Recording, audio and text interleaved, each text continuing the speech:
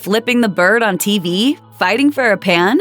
Bullying on Chopped Champions Tournament? These are just a few of the awkward moments you're about to watch.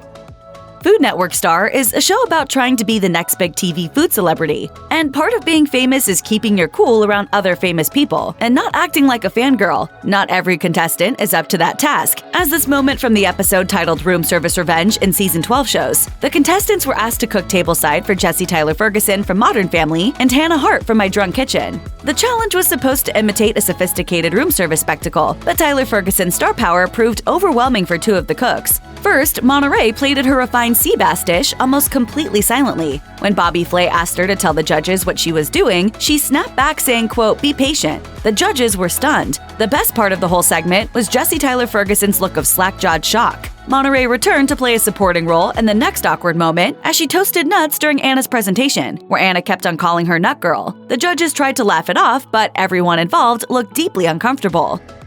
To some people's minds, Robert Irvine is almost like a superhero version of Gordon Ramsay. Like Ramsay, he's British and prone to shouting, though that habit's been tempered recently. But Irvine is taller and has bigger muscles, probably much to Gordon's displeasure. He's a physically intimidating person, which makes it strange that so many people on the show try to start fights with him. What are they thinking? The most hilarious example of this happened during the Soup to Nuts Diner episode of Season 5 of Restaurant Impossible. Irvine had a lot of problems to contend with that week, temporarily shutting the restaurant down because of an insect infestation and dealing with a total lack of leadership from the restaurant's management. Big yikes. But the worst came when Irvine singled out small teenage dishwasher Andrew for his bad attitude and decided to dismiss him from the kitchen. Andrew, who appears to be about a foot shorter than Irvine and at least 100 pounds lighter, decided to go out swinging, metaphorically speaking. He responded sarcastically to Irvine and walked out of the restaurant with his middle finger held high. Irvine got the last laugh, however, telling Andrew, quote, "That's what little boys do." Kids like that we put to bed. I sent him home. Never to come back. He's done. Chopped is a pressure cooker environment with high stakes, and sometimes tensions between the chefs can boil over. In the Season 3 episode Judge Knows Best, the competition came down to Joe Tobias and Joshua Wiggum, battling it out in the dessert round. Although Joe had outcooked Joshua in both previous rounds, he failed to get his cakes on the plate before time ran out. Judge Mark Murphy asked Joshua if he would let the judges sample Joe's cakes from the pan he had been cooking them in, but Joshua refused. This clearly infuriated Joe, as he burst out that he had blown Joshua out of the water in the first 2 rounds. Fortunately for Joe, the garnishes he plated contained all the secret basket ingredients, and the judges enjoyed his flavors despite his disastrous presentation. After trying to play hardball, Joshua still lost the competition. He attempted to seem gracious in defeat and congratulated his opponent, but it was obvious the outcome left him seething.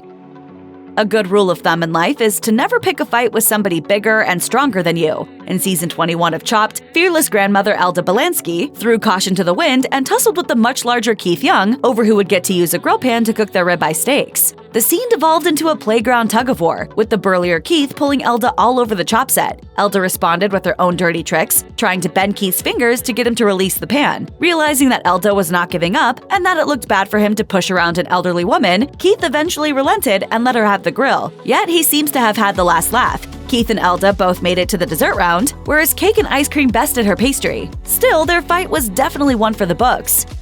There have been many angry business owners in Restaurant Impossible, but they don't normally try to shut the show down. That's why it was so shocking in Season 5 when Nancy Dupree tried to kick host Robert Irvine and his whole crew out of a restaurant, Nanny Goat's Cafe and Feed Bin. It had become apparent to Irvine that Nancy's daughter Jessica was to blame for most of this Kilgore, Texas restaurant struggles. Yet, Nancy couldn't handle the harsh truth and completely melted down in the middle of filming, shrieking at the top of her voice for everyone to leave. And boy, was it awkward. The worst moment in the whole incident was when Nancy screamed at her mother to, quote, "shut everything down," while her mom tried to calmly talk sense into her. After she had cooled down a bit, Nancy allowed filming to continue, and the episode concluded successfully. Irvine's intervention helped save the restaurant. When Food Network checked in on the business the next year, it was thriving under a new set of owners. Michelle Karam was one of the biggest personalities on the next Food Network Star Season 11. Her bold Mediterranean flavors and on-camera charisma took her deep into that season's competition. In Episode 3, she made the judges' jaws drop by intentionally subverting her normal mom persona with something a little more sultry. In that episode, Michelle and 4 other female contestants were asked to create a slimy dish. They came up with a spinach soup with grilled octopus tentacles, wowing Judge Bobby Flay with their creativity and execution. The 5 ladies decided to emphasize the slimy aspects of their dish by jokingly flirting with the judges while they explained their dish. Michelle leaned into her lusty character, asking Judge Jeffrey Zakarian to join her on a romantic yacht trip. Jeffrey was a little flustered by the attention, but Michelle moved on to many more episodes. She shocked the judges again later in the season by quitting the competition to rejoin her family at home. Maniaci's Italian Bistro in Mountain, Pennsylvania, dealt with tragedy before calling in the Restaurant Impossible team. Brothers Tim, John, and Jeff Maniaci struggled to run the restaurant after their mother's death. They poured their own money into the struggling restaurant to keep it afloat. They called in the Restaurant Impossible crew in Season 5 as a last-ditch effort to save their business. Robert Irvine agreed with the restaurant staff that the bistro suffered from a lack of clear leadership. Irvine singled out Tim for being the most deluded, confronting him with customer complaints about the restaurant's house dressing. Tim, fresh from a drinking session in the dining room, asked the whole restaurant whether anyone enjoyed the salad dressing. Not a single person raised their hand. Even Tim's wife told him that she hated the dressing and that he needed to be less stubborn and to listen more. After that wake-up call, Irvine was able to introduce some improved organizational structures and better recipes to the restaurant, but it was apparently too late to save the business. Food Network gossip reports that the Maniaci brothers shut their restaurant down the year after that episode was filmed.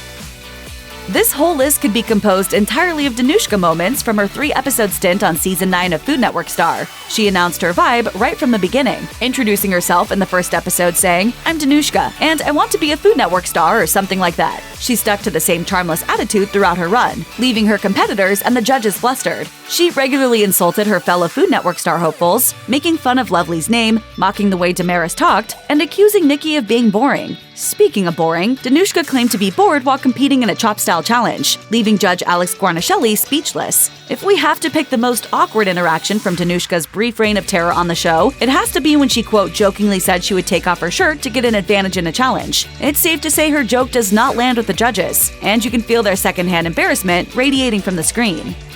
Viet Pham is an accomplished chef and finalist for the James Beard Award, and so he emerged victorious from his Iron Chef America battle with Bobby Flay. His head is filled with an encyclopedic knowledge of food, but throughout Season 9 of Food Network Star, he was often unable to communicate his expertise in front of a camera. His impeccable food skills couldn't make up for his wooden, awkward performance on video. He was booted from the competition after a particularly bad showing in the 4th of July Live Challenge episode of Food Network Star. The challenge in this episode was a live cooking demonstration that featured calling questions from viewers.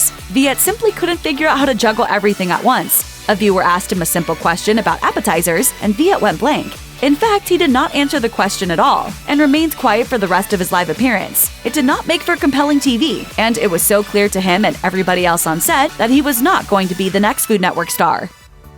Sometimes chefs on Chopped seem angry to be competing, almost as if they didn't know what they were signing up for when they auditioned. The queen of this kind of whining has to be Rory Phillipson, who complained her way through the entirety of Season 15's Viewers' Choice Baskets episode. I hate you, viewers. To be fair to Phillipson, Chopped fans tend to let their inner sadist loose when they have an opportunity to choose ingredients. In the entree round, the chefs had to contend with a gnarly-looking canned whole chicken. Phillipson was able to prepare a perfectly edible-looking plate of food, but she unleashed her frustration on the judges when they tried to critique her dish. When Jeffrey Zakarian mentioned that her steak was under-seasoned, Phillipson began arguing with him, saying that she had marinated the steak at the beginning of the round so his complaints were invalid. The most teeth-grinding part of her showdown with the judges was when Scott Conant said that the entree was a lot better than the appetizer. Phillipson thanked him, assuming he was complimenting her cooking. Conant snapped back that he was talking about the basket ingredients, not her food. All she could do in response was to mumble wordlessly. The dessert round of the first episode of the inaugural Chopped Champions tournament was a shootout between culinary instructor James Gillespie and restaurateur Wade Birch. The two chefs could not have been more different, with Birch projecting calm while Gillespie flailed all over the kitchen. Gillespie spent the entire dessert round talking smack to Birch, attempting to put him off his game. The trash talking ended up costing one of the chefs the competition, and it wasn't Birch. Gillespie ended up distracting himself way more, burning his sweet potato tarts. The judges were not pleased with his tart pastry, and were further annoyed that Gillespie had let his fondness for schoolyard put-downs overshadow his mission to cook delicious food. Alex Guarnaschelli served up the knockout punch, saying, "I only talk trash when I know my stuff is perfect." Gillespie responded that his trash talk was more like innocent banter, to which Guarnaschelli responded by saying, quote, "Just cook your food." Gillespie was forced to swallow his pride and congratulate Birch on his victory. When you talk the talk, you need to be able to walk the walk. Check out one of our newest videos right here. Plus, even more MASH videos about your favorite food TV are coming soon. Subscribe to our YouTube channel and hit the bell so you don't miss a single one.